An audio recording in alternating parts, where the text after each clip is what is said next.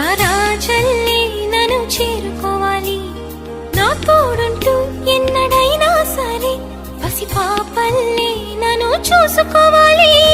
అమ్మలోన ఉన్న కమ్మదనం వెన్నలోన కలిపి నాకు ముద్దు ముద్దు గొరు ముద్దలు పెట్టాలి. ప్రేమలోన ఉన్న తీయదనం ప్రేమతోటి తెలిపి చిన్న తప్పు చేస్తే నన్ను తీయక తిట్టాలి.